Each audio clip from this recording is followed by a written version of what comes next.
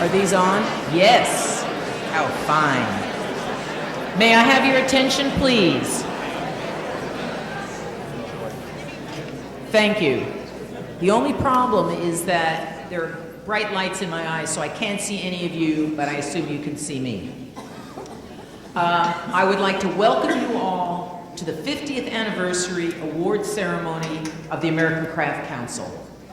I must say I am thrilled at this audience. I want you to just take a minute before we get going and just look around, because the room is full and overflowing, and it was more than we ever could have hoped for. So thank you very much.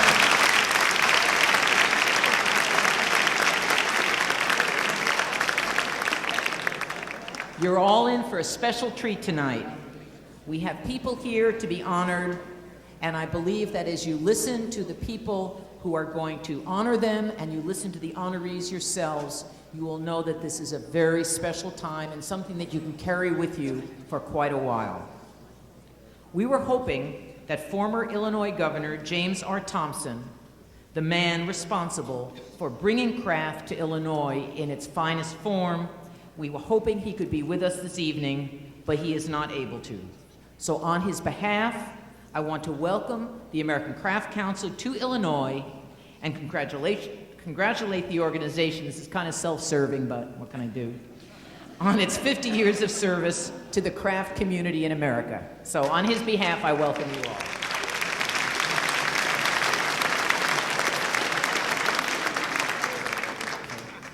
Now it is my pleasure to introduce Myrna Zuckerman. She is the chairman of the American Craft Council Awards Committee, a very long-time trustee, and I must say she is really largely responsible for the success of the awards program. She is the maestro for this evening's ceremony, and I now want you to welcome Myrna. Thank you very much.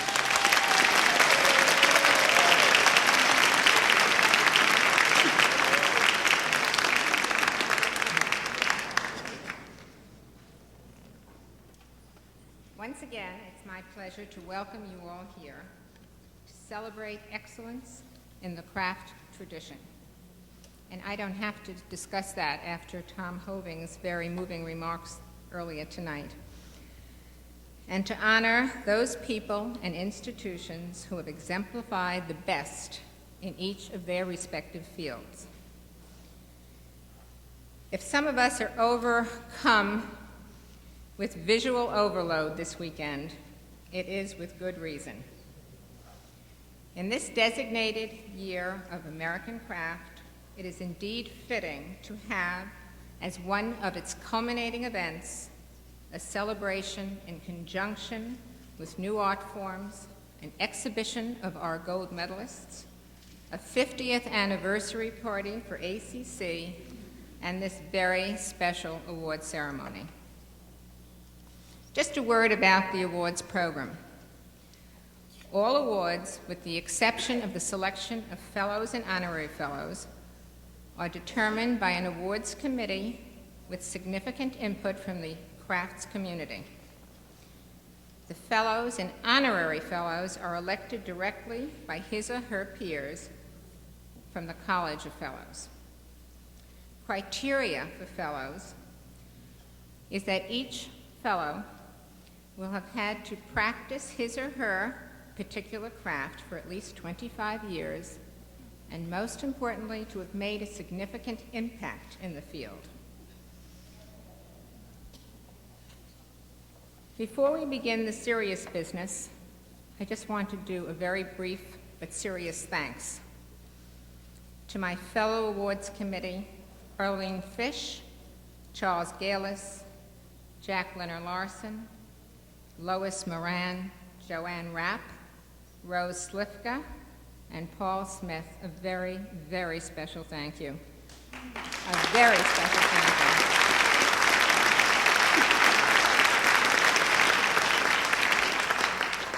And that's not only for a job well done and seen through to its completion, but for a committee that gave it the seriousness that it deserves. I thank, too, our very Spartan but superior staff back home, Christine Kaminsky, Lucia, Derispinus, and Hunter Carrier. They have been incredibly supportive.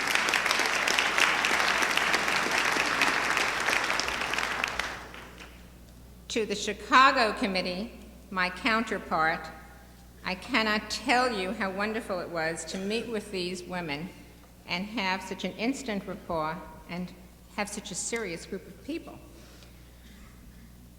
For the wonderful exhibition that most of you have seen downstairs, my very special thanks to Esther Sachs, Barbara Manning, and Polly Ulrich. And I'm sure those of you who have seen it appreciate it and want to thank them.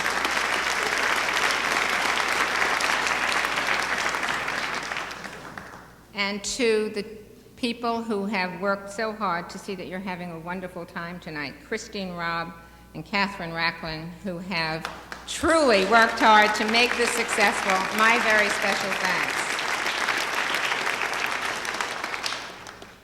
And since we're trying to make this meaningful but short, I will tell you that each of the honorees and each of the presenters has been asked to say very meaningful things in very, very short periods of time. And for that, I thank them. And they promise to listen.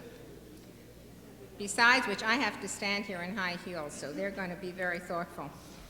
To start the proceedings, it's my pleasure to present Lloyd Herman, founding director of the Renwick Gallery and an ACC fellow, to present the first award.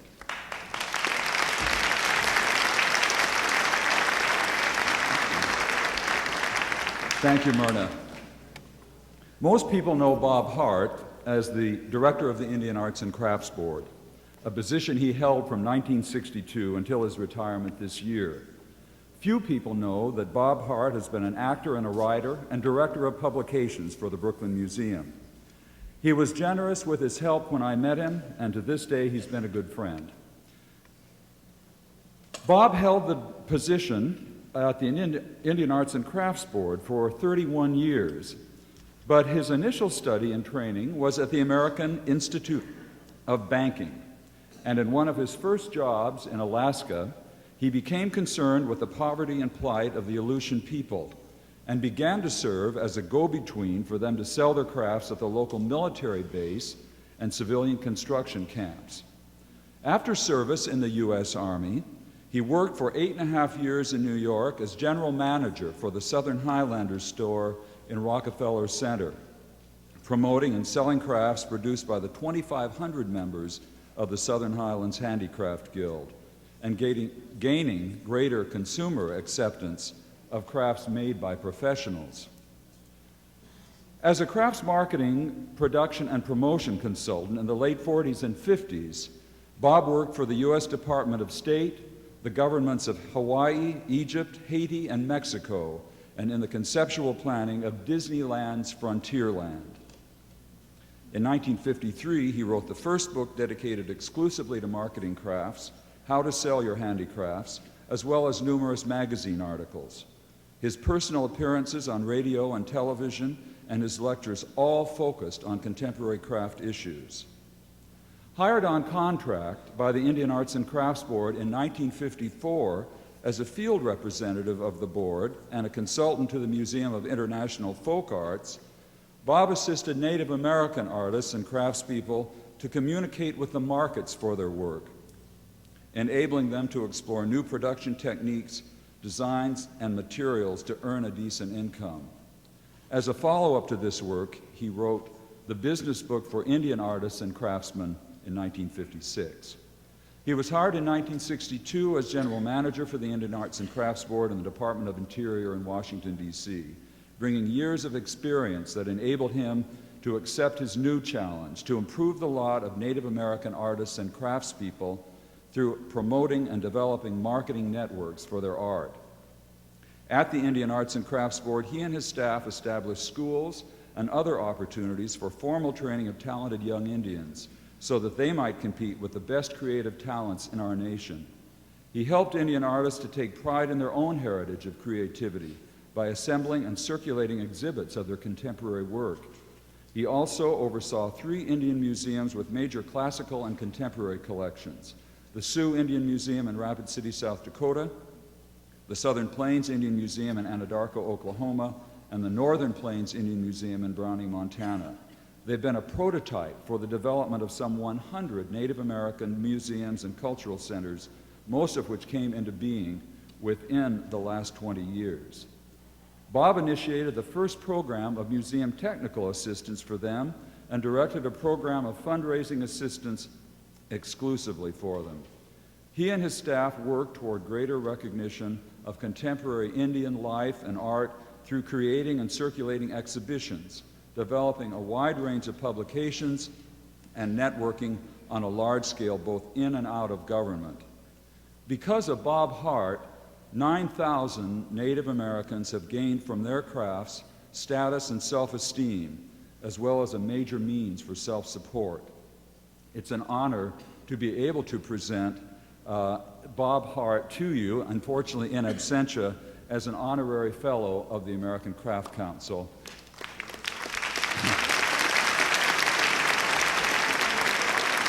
And for him, I will gratefully accept this honor. Thank you, Marianne.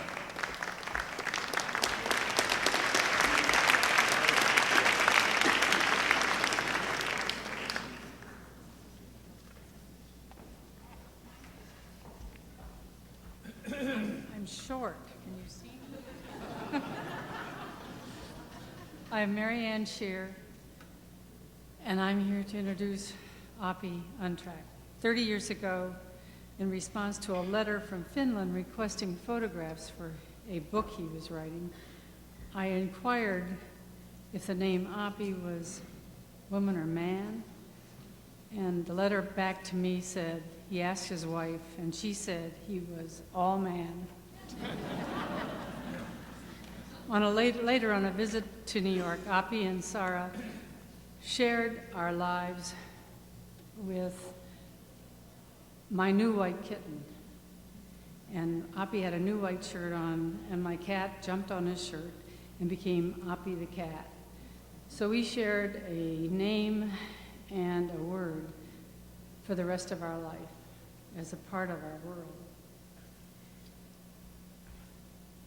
And adding to this meaningful moment, I think an experience which has probably blown my mind and stayed there forever was Oppi's invitation to go to the top of the Statue of Liberty on a very cold, windy morning when it was being restored.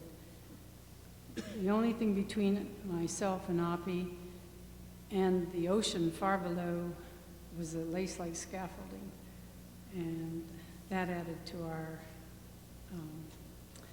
life when all we could see was Liberty's 4-foot eyeballs in front of us. Oppi and I have shared many experiences, and nonetheless more important than now, when I'm able to demonstrate the respect I have for this very thoughtful, all man, all artist, and all friend. Oppi's interest in crafts began in the 1930s and developed with the fine arts degrees from both New York University and Columbia. Metalwork, enameling, jewelry are his special interests, and he has both taught and exhibited internationally in these mediums. As a photojournalist, he has researched and recorded the crafts of many lands, especially India and Nepal, and these articles and photo illustrations have appeared in Graphice, American Craft, Collier's Encyclopedia. And I know I speak for every grateful metalsmith in this world with his book, the definitive 843-page Bible, the amazing publication Jewelry and Concepts in Technology, as one of his books that has meant so much to me and everyone I know. His many significant contributions earn him a place in the history of crafts, and I take really great personal pleasure in presenting Oppi Untracht as a fellow of the American Crafts Council.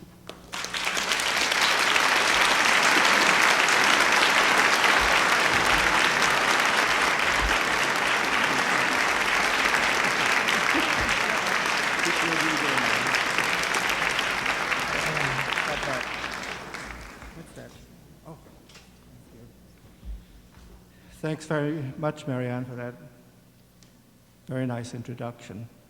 What I want to tell you in these 2 minutes that I'm allotted is really, in a way, tribute to Mrs. Webb, who was very significant in my life.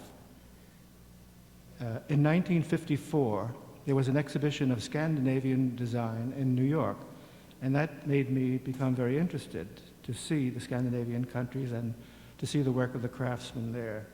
I told this to Mrs. Webb, and she had the idea of giving me $500, which was a very big amount in those days, to buy film so that I could photograph the crafts of Scandinavia and bring these pictures back for use with the American Crafts Council. On that trip, I met my wife, Sarah Hopia, who was a glass designer for the Arabia complex. We ultimately married. So you see, I blame that on Mrs. Webb, and I thank her for it. It was really an event that changed my entire life. And that, incidentally, is the reason that I am living in Finland today. You heard earlier today that I live there. The next thing I want to tell you is just to illustrate the character of this marvelous woman. 30 years ago, when I was a Fulbright in Nepal studying the crafts there, Mrs. Webb came to visit us. We were delighted to have her as a guest, even though our situation was rather primitive. She never minded that. We went to meet her in the airport, and she came off the plane. To our astonishment, her arm, one of her arms, in a cast and a sling. We couldn't imagine what had happened. We found out that she had fallen on her way to India on that trip in Rome and broken her wrist. We were astonished. Of course, we tried to do everything we could to help her. And the next day, I took her to see the bazaar in Kathmandu. Unfortunately, the curbstones were so high on the streets, Mrs. Webb fell again on her arm, which had the cast, and the cast cut into her fingers and were bleeding. I was panicky. I ran to the American embassy and got a jeep to take her to the hospital. Through this all, there was no sign of any emotion on her part. I got her to the hospital. We gave her an injection of tetanus, her first. She didn't know how she would react to it. She didn't.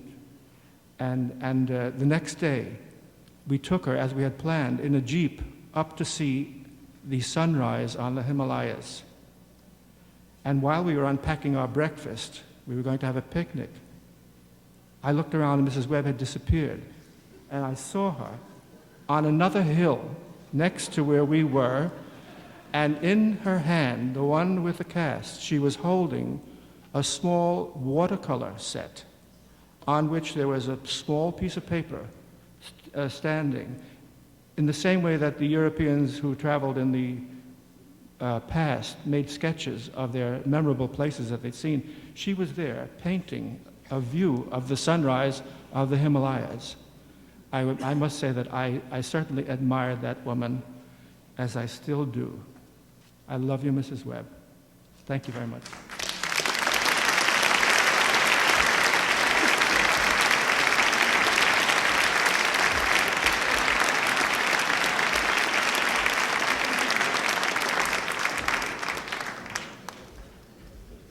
Can't see anything, can you? My name is Cynthia Jere, and it gives me great pleasure to be the presenter for the award for Gerhardt Knodel tonight. I've admired him for over 20 years and been a friend, I hope. He is an extraordinary artist and teacher. I believe that he has been one of the most influential figures in our fiber field. Gerhardt's teaching has made Cranbrook the premier school for textile study. A reunion of his students several years ago looked like a who's who in today's textile world. He has brought the next generation of well-known and influential teachers to be. His lecturing and his jurying have profoundly influenced and extended the influence of both Cranbrook and his own ideas. His architecturally scaled three-dimensional atrium piece for the Detroit Renaissance Center, done in the 70s, opened up a totally unexplored area to the textile field. Fiber pieces that existed in space on this scale and with such a grand overall vision had not, to my knowledge, been done before. There have been many to follow his work in this area, but his inventiveness and the quality of his work still dominates. His more recent installations, as well as the smaller individual works, continue his unique vision. He is an extraordinary teacher and artist. He well deserves this recognition, and I congratulate him.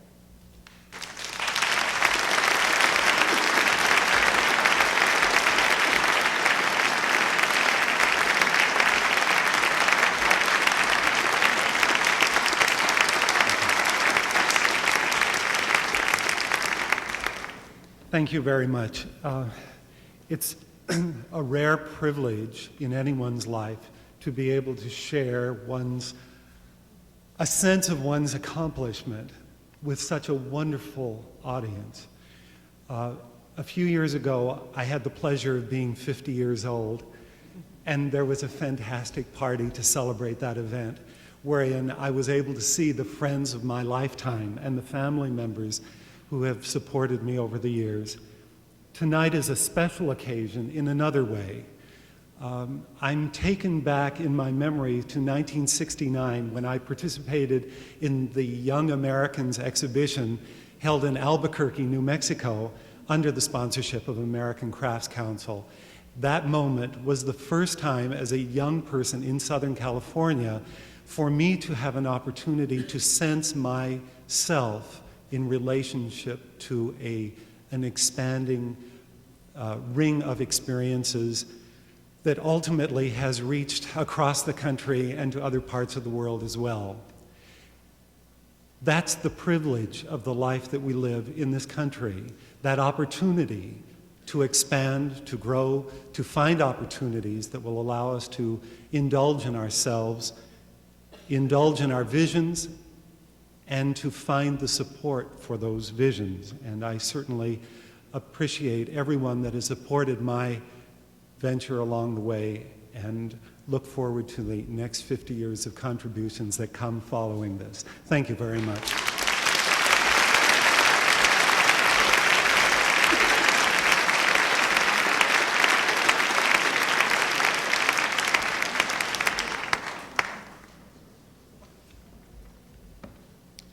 I'm Ramona Sahlberg, and my fellow-to-be is John Marshall. John had his early training with the two famous Millers at the Cleveland Art Institute, John Paul Miller and Fred Miller. And I think they have influenced him through all of his work.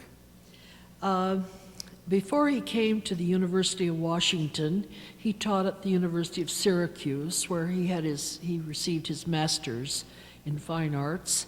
And I asked him, here in the state of Washington, we're always very conscious of the East. And I said, why did you leave? He said, I was tired of shoveling snow. Well, it's the best thing that could have happened to the medal program at the university. When John was applying for the job, there were several others, and I never let him forget this. The chairman called me in and said, now here are these candidates. The minute he whipped out the brochure that showed John's chalice from Object USA, I said, that's the one we need. That's the one we need. Because it was the most beautiful piece in the whole show, I thought. John has been teaching at the University of Washington since 1970. It's hard to believe that he's been there that long, but certainly the years have flown, and I have flown with them. I retired 10 years ago, but anyhow, John has done a wonderful job with our metals program. And of course, he himself has worked as well as making his students work. He has produced absolutely fantastic things. Through the Lannon Foundation and Patrick Lannon, he was able to work with metal larger than most metalsmiths ever dream of using. And John did it with great talent. He has a metal shop at his home that is sort of a state of the arts. I mean, when you can construct a punch bowl that holds 6 gallons of punch in your own workshop, that's really something. John has done a great deal with large pieces using hydraulic equipment for the first part, and then, of course, using his own inimitable chasing techniques on the rest. Through the courtesy of the Patrick Lannon Foundation, he has, when I say stretched, the horizons of metalsmithing. I really mean that is exactly what he has done. He has made a whole series of pieces for the Lannon Foundation. You might call them landscape sculptures, and many of you saw them in the American Craft magazine in 1985. I always think that was sort of the turning point.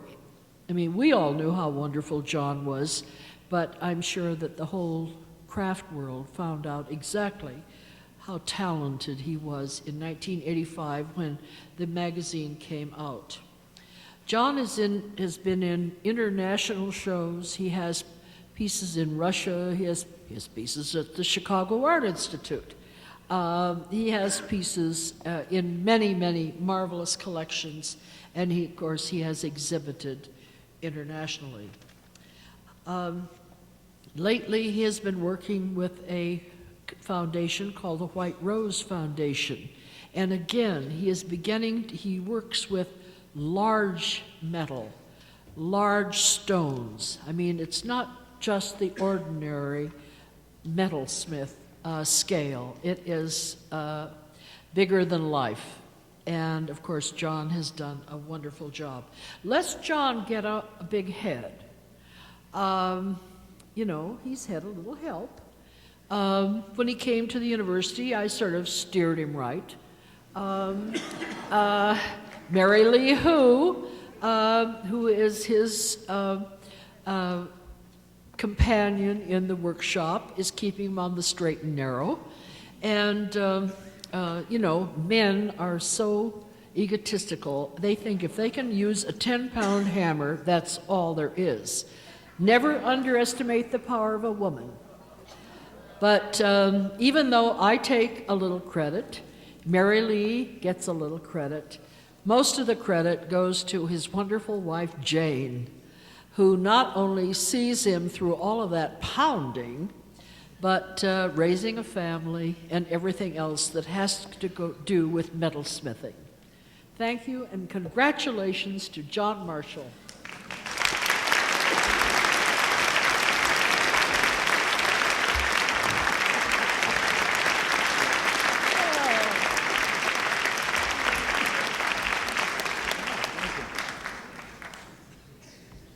Well, I'd like to start out by just putting this right here. I do better when I talk through metal. Metal is what I'm about. I owe metal for being here. And let's put it out in front. I've met some wonderful people.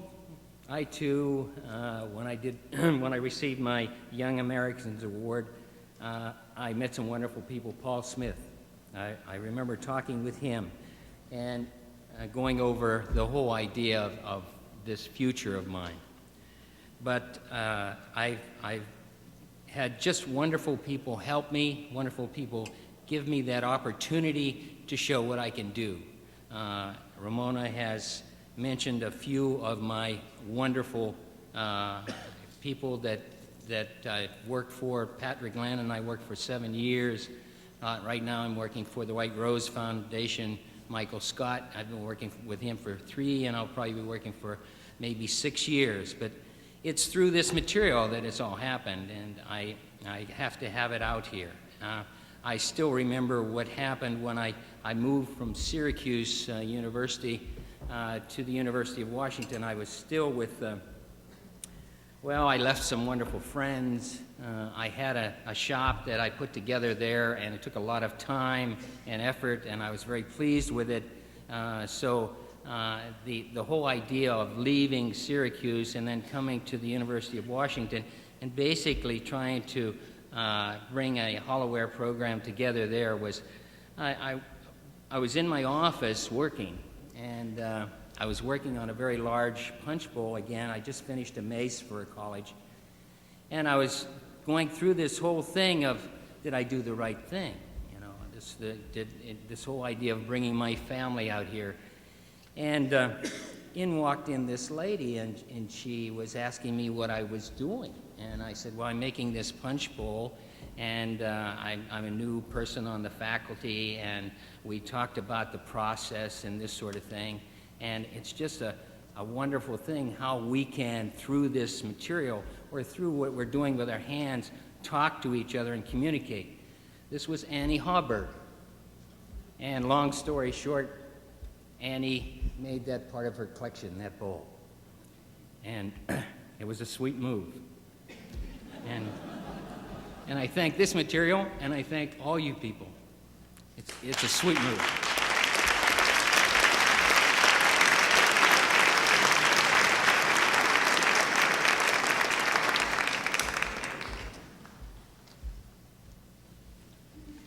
My name is Susan Peterson. I'm here to present the award to Kenneth Price. I've known Ken Price 40 years, which seems to me absolutely appalling as soon as I say it. Since he was my student at LA City College, at Chenard Art Institute, and I finally landed at the University of Southern California, where he received his BFA degree. He went on to Alfred New York State College of Ceramics for his MFA degree. From the very beginning, Ken's talent was amazing. He could draw rings around everyone. He was an incredible etcher and lithographer, and his clay work was superb. At that time, it was functional objects, but they were so wonderful you wouldn't want to use them. They were covered with drawings and with paintings. Today, he's world recognized as a ceramic artist.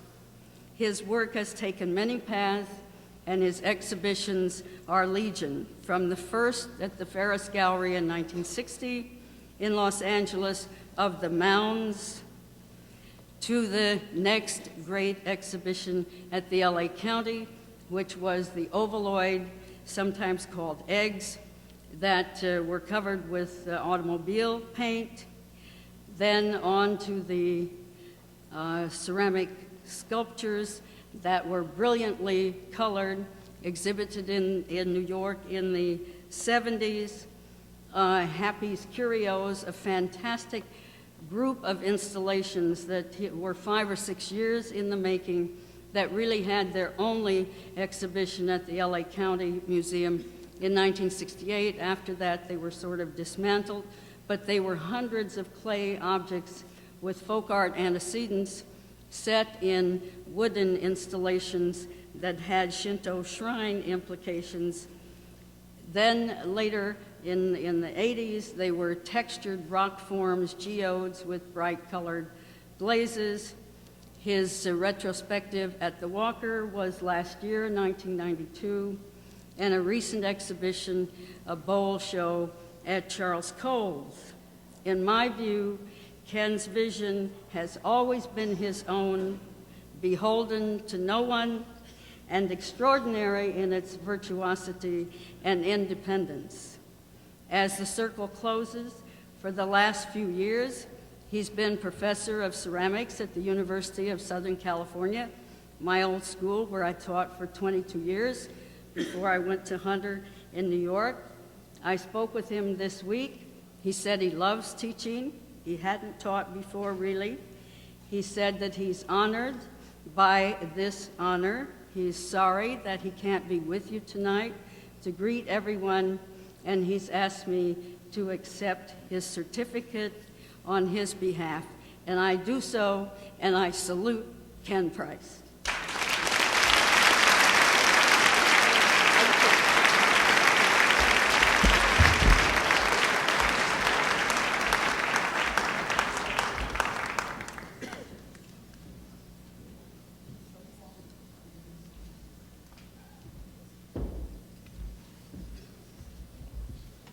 I would like to recognize someone who was a catalyst behind the fellow program of the American Craft Council. Tuta Gurumpe, many, many years ago, was the seed, and because of her, the fellow program is intact. I've known Jere Osgood for many years, since 1960-61, when he was a student at School for American Craftsmen, founded by Mrs. Webb. Jere is a very quiet person. He hasn't sought publicity. He hasn't sought a lot of things that a lot of woodworkers really go after. He has let his work be the answer to many questions. I think that Jere is very deserving of this award. I think it's past due. He graduated from the School of American Craftsmen in 1960. He also studied in Denmark in 1961. He served on the faculty at the School for American Craftsmen from 1972 until 1975.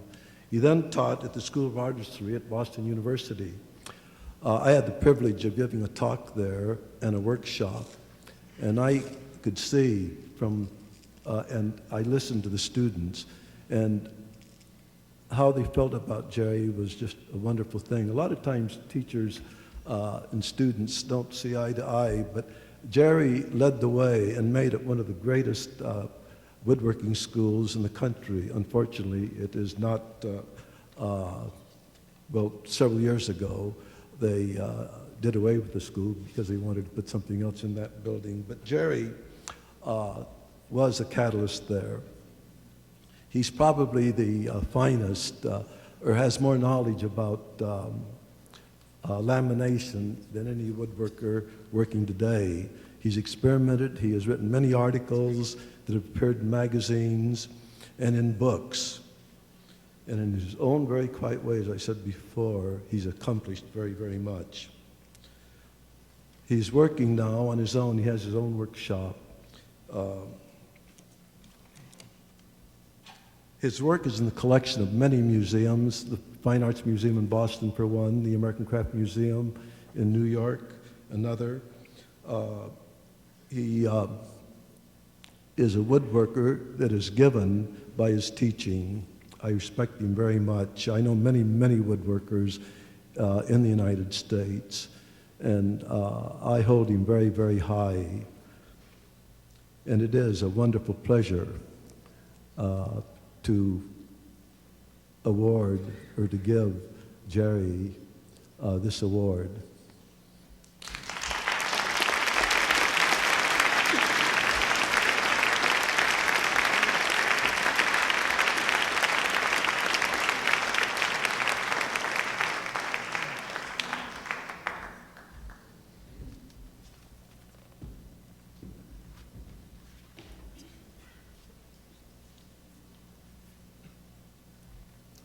Thank you very much. That was really very, very nice. Those of you that know me, that I'm not known for my great speeches. I'm really better off making things. So I'll be rather brief in what I have to say. I am very pleased to be here today, and very grateful for this nomination, this new status. It's very, very important to me. I want to thank all of those that have helped me along the way, acknowledgement in some way, my parents, my grandparents, and friends. Tay Frid was my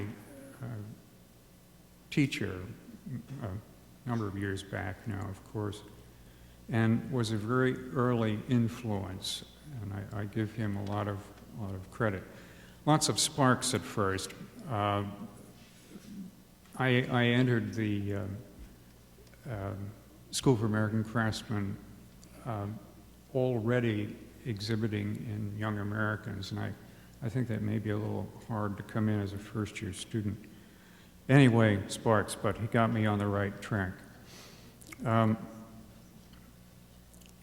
think it's appropriate that Sam introduced me because back in the 50s, or late 50s, I guess you'd say, there were two exhibiting in New York City. I was in New York City at the time. Sam's work was there, and also Wharton Esherick's work.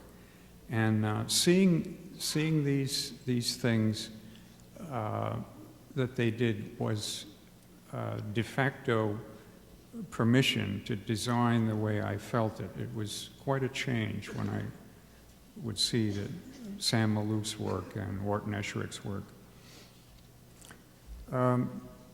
Other things along the way that I spent a lot of my early years doing accessories for America House.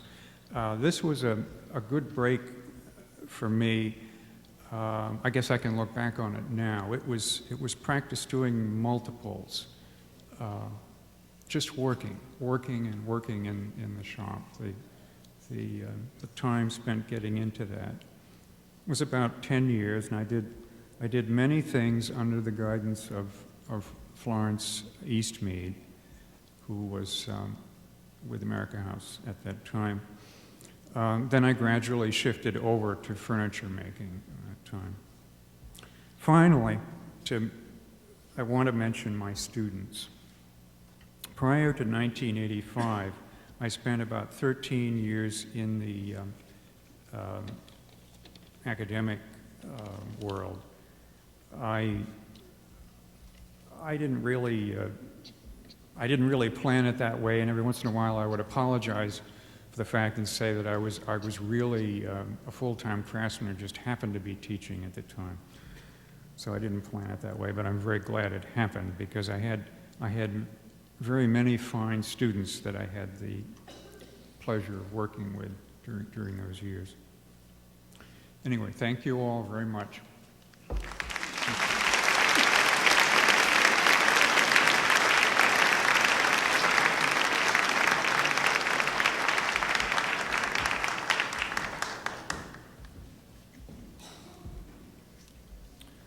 My name is Brent Kington. Margaret Seeler arrived in the United States to visit friends in 1958. During that visit, she became associated with the American craft movement, which fostered and nourished a nourishing environment for her work as an enamelist. To her credit, she believed that she could make a contribution to her media and that movement by sharing her knowledge and skills with others. She is a teacher as well as an author of 2 books on enameling, but her life's goal was one of studio artist. Having trained in the fine arts in Germany in the early 1930s, she gravitated to the jeweler's art and particularly enameling. Prior to her arrival in the U.S., she operated successful studios in Germany, Italy, and Switzerland. Margarete's work has been featured in numerous one-person exhibitions, including the Museum of Contemporary Crafts, the Wichita Art Association, and the Boston Museum of Fine Arts. Her work is included in a large number of public and private collections. She has received commissions from such notable organizations as Anaconda, the Copper Development Association, and the University of Connecticut. It is my pleasure to welcome Margarete Seeler to the American Crafts Council College of Fellows. Unfortunately, Margarete, due to health reasons, is not able to be here this evening. She sends her greetings to all with her regrets, and she has asked me to read the following statement. Ladies and gentlemen, I'm very honored, and I do thank you for the trust you put into my work. How did I happen to become an American enamelist? I had the good fortune to be born, raised, and educated in Berlin, and was accepted at the age of 17 to the Academy of Fine Arts, Fine and Applied Arts, one of the best places in Europe to study. In 1958, I visited the U.S. and got an offer to teach art at Putney, Vermont. We started with a tiny kiln, and I made a cloisonne plaque which won the first prize at the Wichita Art Association exhibition, plus an invitation to teach there. They promised me as many commissions as I could fill. This word was kept. And one of the first artifacts I made was a group of 5 large cloisonne panels built into a wall of a reception of a new temple, Emmanuel. Enamel has always and still is to give color, and often deep sense to objects which they serve at synagogues, churches, universities, and industry. Up to this day, I have good and interesting commissions. My sincere recommendation to all artists, colleagues, is that they cooperate with the best craftsmen of other trades, silversmiths, cabinet makers, pewtersmiths, even weavers. Nobody can master all trades. When I do serious work, I mean it dead serious. Years of war and 3 years under red occupation gave me more than enough experiences. When I choose to depict my thoughts with figures from the Bible, I can be outspoken. The script neutralizes today's politics and opens the minds. To achieve the essence of expression with lines of wire, I am forced to utter simplicity. I amaze myself when I see photograph details on a 10-foot screen of my work. I wish I could paint like this. My playful relaxation are tiny gold sculptures to be worn as jewelry, enameled, in the round, in cloisonne techniques to ensure lasting of the enamel. Those I often make with tongue-in-cheek and with amusement. I see the faces of friends of my art changing from being impressed by the material value to understanding the serenity of what they hold in their hands. Such is basically the story of my work in this country. Thank you again, Margarete Seeler.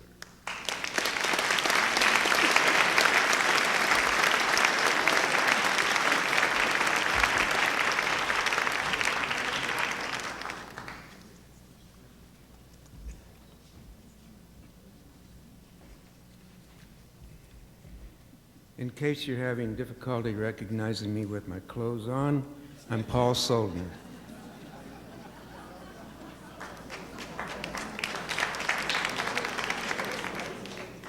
A few years ago, as I was negotiating a new exhibit with one of my galleries, I was surprised when the owner said, "Paul, send me major works." I puzzled about this request, trying to understand what makes major work. Eventually, I decided that there are several criteria involved. For example, it helps if we know something about the artist and their work. If it has been documented, that is, written about, photographed, analyzed, and printed, that's a good start. Also, it's important that scale be somehow or other monumental, be it large or small. In other words, big concepts and lofty visions. Of course, we're impressed if it is also expensive, especially if it's very expensive. That alone implies a value that can appreciate with time. Then there is importance of skill. Skill to create in a tangible form what is in the mind. This requires mastery of one's craft. Without the demonstrable ability to construct a piece, it's like not being able to play the piano even though you hear the music in your head. And collectors seek out work that is pivotal. That is, work that changed direction, leading to a unique and identifiable image. Work that adds to history rather than repeats it. Related to this is work or activity that can be seen as seminal. As such, it breeds influence on generations of new artistic progeny. Especially appreciated is work that is rare enough to be collected and protected in our museums. Work that special is seen and admired by hundreds of people visiting gallery exhibits and public displays. Of course, if an artist's career is a long one and very involved with teaching, exhibiting, selling, collecting, and everything else, their resume will be so fat, so lengthy, even the short form is too boring to read in its entirety, but it's all major stuff. Well, if you think about it, everything I've just said about major art describes perfectly, I think, the teaching, creative skills, and the life of my colleague and friend, Betty Woodman.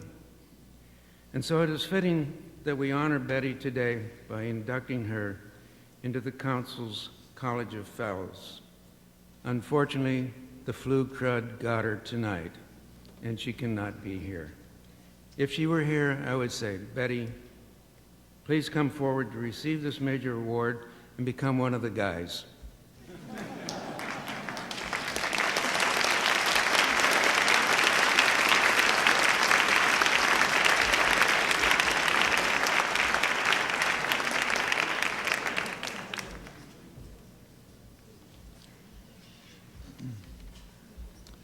My name is Jerry Williams, and it's a great honor to nominate for an award of distinction Ceramics Monthly magazine.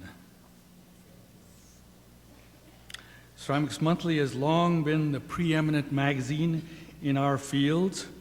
Throughout the years of its publication, it has given professional potters countless articles of value and has been the vehicle of choice for many young ceramic artists to present their work as they enter the field. Ceramics Monthly was founded in 1953 to serve the expanding community of potters during the post-war years. From a first-year circulation of only 5,000 copies, it has grown now to a print run of over 37,000 for each issue and is sent to over 200 countries. Its articles cover exhibitions, technical information, and news about the field with illustrations in splendid color. Its frequent profiles of potters are a major archival contribution.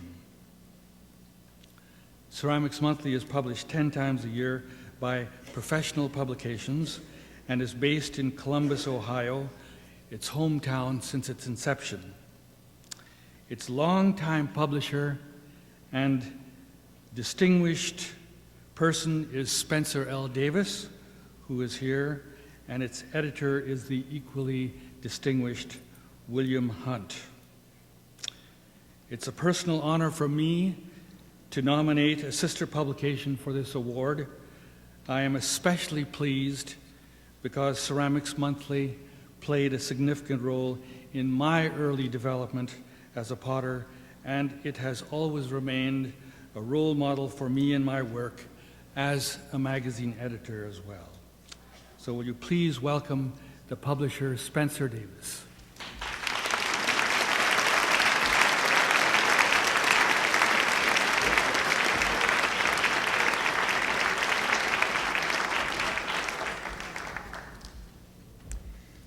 Kind words indeed from a fellow publisher.